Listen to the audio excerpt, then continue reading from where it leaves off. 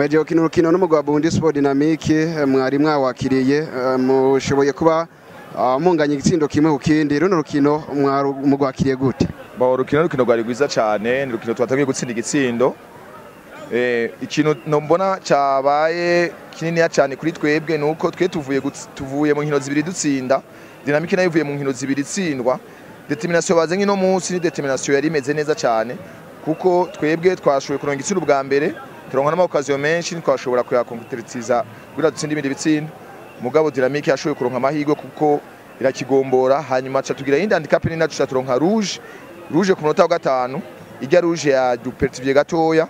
Mugabo twagiye kwiresiza hanyuma, mugabo ndibaza yuko iyi match uko yagenze kose sino na Dynamik ya demerise match nul, natwe ni demerise match nul, match yari équilibré, match yari ryoshe, match yari meze neza cyane.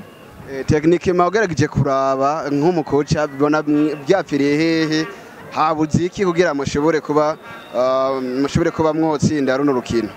Ikintu cabuze sinovuga ati ngo habuze amahirwe, amakaziyo twayaronse. Kandi Dynamik ni equipe ifise abana beza banyaruka hagati, wabona ko hagati yabo bari bameze neza, naho twagere gushamwa amaraso mashasha, twashuye kuronka amakaziyo menshi mu nyuma, nabo bamaze kuronka carton rouge, mugo twashuye kuronka amahirwe. Niko jembo n'urukino rwagenze. Ego novuga ko rero mugiye kubandanya mwitegura gute? Tubana dutegura inkino kuko ni championnat, muri championnat rero mu match nil hariho gutakaza, hariho kunganya.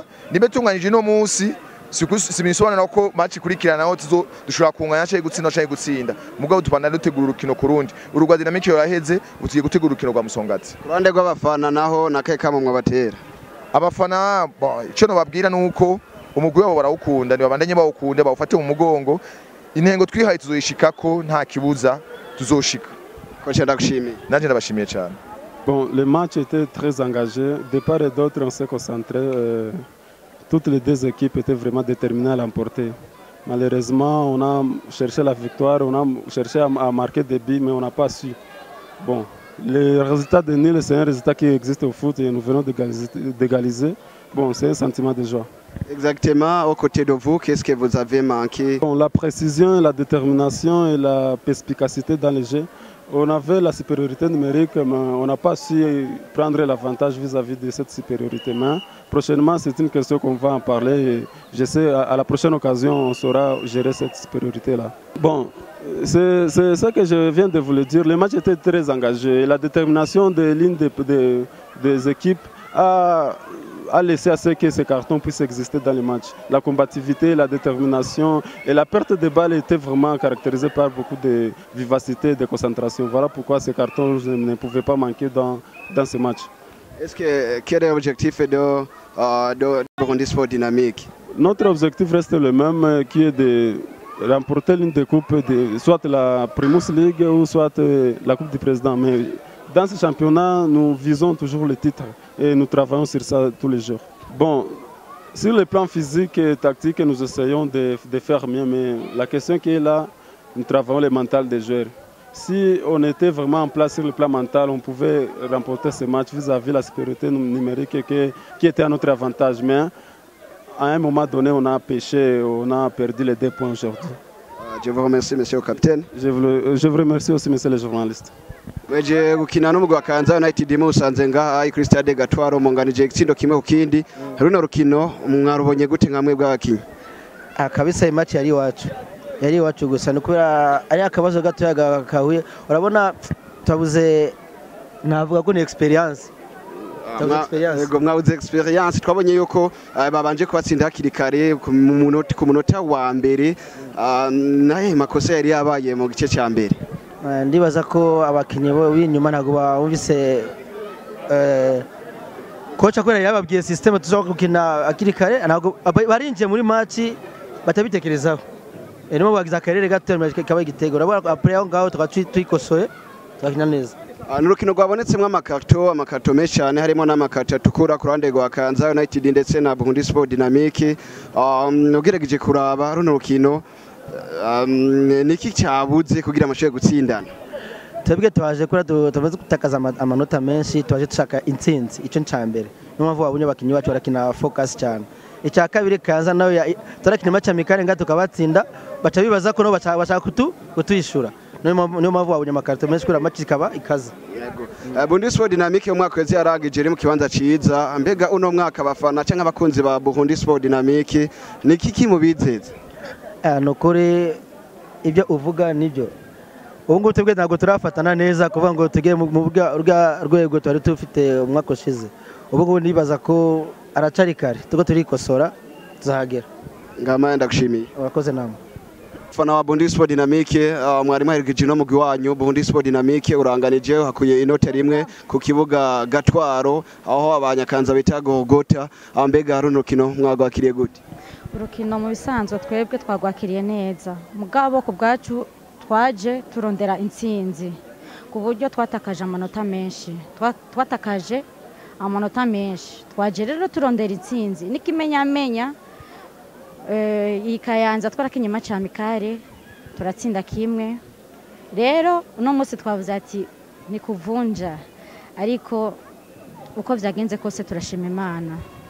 Yego byumvikana nk'umufana inote rimwe ryagushimishije ku bwanje riranshimishije kuko nta kundi kuntu twabigenza bakinye habuze experience mu bisanzwe habuze experience twabonye uko mwagerageje kwataka mugwi wa Kayanza United mugahusha ubona neza na neza byapfiriye hehe mbega n'igiki kocha yokosora ku rukino rugukurikira kocha icambere no musaba mu bisanzwe nta kosa rinini yari hari abakinyi ntibaraza baramenyana cyo ni cambere murabona abakinyi bakina imbere ni bashasha abakini inyuma ni babandi nyene hazokora kumenyerana ariko twizere ko abakoca bagiye gukosora babonye aho ikosa riri bagiye gukosora ku byo twitegura iyindi match ikurikira dutsinde. Imigwi ni yamenyerana Burundi Sport na canke abakinyi bamenyeranye Burundi Sport Dynamik igiye kubabaza imigwi kabisa nkuko vyamye. Ndagushimiye cyane urakoze. Nk'ibisanzwe je nabonye umupira muri make wari umeze neza ko equipe zose zirakomeye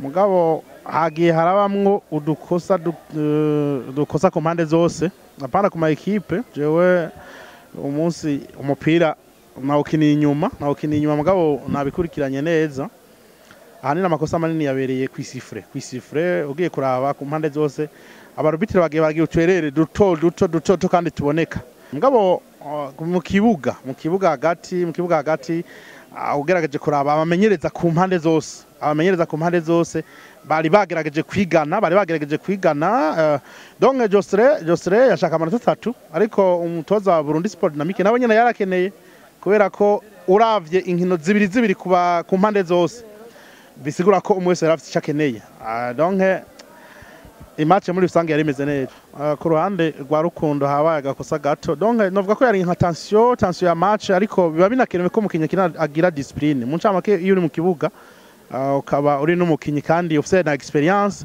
bisaba ko ukoresha ubwenge Rukundo rero hajya hari hakamusovye mugabo bijya birashika ariko kamusovye ko nibaza ko yibagiye ko yari yaronse karto jaune ya mbere hanyuma bica bibandanya kubera na tension ya match bica asanga yakoze ikosa ridakenewe mu ncamake. Yego ugerageje kuraba canke ugize analyse ntoyi ino migwi ibiri Kayanza United Burundi Sport Dynamik ubona ino migwi izogera hehe nk'umusesanguzi ugiye kuraba aho turi uyu munsi Burundi Sport Dynamik inyuma ya Kayanza United hanyuma ikindi naco turaba kukungene amekipe yagiye ku isoko Burundi Sport Dynamik umwaka ntiyagiye ku isoko nkuko Kayanza United yagiye ku isoko bisigura ko ivyo wobaza Kayanza United uyu munsi sivyo wobaza Burundi Sport Dynamik no kuvuga uko biri kose Kayanza United iri imbere ya Burundi Sport Dynamik bivanye n'isoko y'umwaka. Ndagushimiye urakoze nawe.